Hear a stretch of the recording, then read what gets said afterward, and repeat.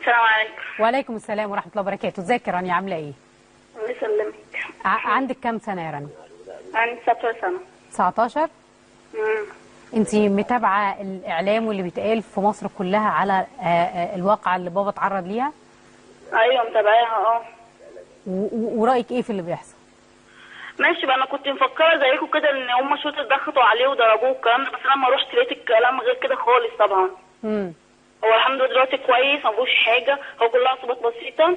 وهم بس اهم حاجه بس هم اللي جولنا البيت دول كام قناه كده ضغطوا علينا، قعدوا يقولوا لي ايه ان خدي الصور وقتي، خدتوا صور باباك وقتي صوركم وصورونا بالعافيه، واللي انت كنت معاه، وقولي اللي هم خطفوه منكم في وسطكم والكلام ده كله. انا قلت لهم لا مش هقول. قعدوا يقولوا قول عشان تطلعوا بقى عشان هم مين اللي قال لك تقولي كده؟ مين اللي قال لك تقولي كده؟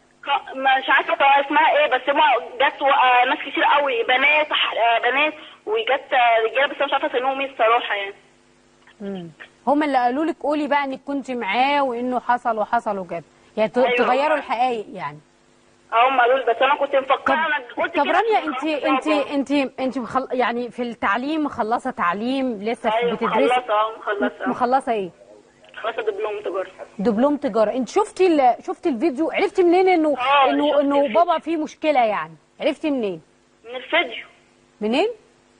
شفت من الفيديو، عرفت ان هو بابايا. يعني انت بس ساعه ما شفتي المشهد ده كنت عارفه انه ده باباكي اللي في الارض اللي بيتضرب، ولا ما كنتش عارفه، ولا شفتي الفيديو بعد ما؟ انا لما شفت الفيديو كنت مفكره واحد سايب عليا وكده، بس لما دققت قوي من الصوره لقيته ابويا وكده. بقيت مش عارفه اعمل ايه، بقيت ماما راحت جريت وكله جري عليه، بان كلمني في التليفون، بس ما كانش هو غير هو لوحده يعني. انت باباكي بيكلمك مش كده، ولا مين اللي جنبك؟ بابا بيكلمني. انتوا مين معاكم في المستشفى غير انت وبابا؟ محدش الا بابا وماما بس، وانا وهو. طيب وما بقيتيش عارفه هتعملي ايه، وكنتي زعلانه ويعني ومتضايقه ومش عارفه تعملي ايه، يعني كنتي حاسه ان بابا بيتضرب صح؟ ايوه. طب امال ليه بتقولي ان اللي حصل غير كده؟ يعني انت شفتي اهو بنفسك. انا شفت ماشي، بس هو بيقول انا عصلكت معاه، ما هو ما بيكذبش عليا في اي حاجه. هو قاعد يقول لي انا عصلكت معاه، ما قلت لهم انا مش راكب العربيه دي، هم مفكريني ان انا مش كويس كده، عايزين يركبوني العربيه بتاعت الحكومه دي. قاعد يقول لهم لا انا مش هركب، قاعد اعصلك معاهم. هو اصلا قبل ما يروحوا لهم كان بيقول لي والله هم اللي قلعوني هدومي، الناس اللي هم بتوع البلطجيه وكده، هم اللي قالوا هدومه وكده، مش في الشرطه. هم الجم كانوا عايزينه بالعافيه يدخلوه العربيه، هو مش راضي، قاعد يمسك معاهم وقاعد يعصلك معاهم، مش راضي خالص يركب العربيه. في الاخر راحوا ظابط عنف مع بابا وكده، بابا زعله كده، راح ضربه بالرجل قدامكم لما انتوا شفتوه كده، لما ضرب رجله في ظهره.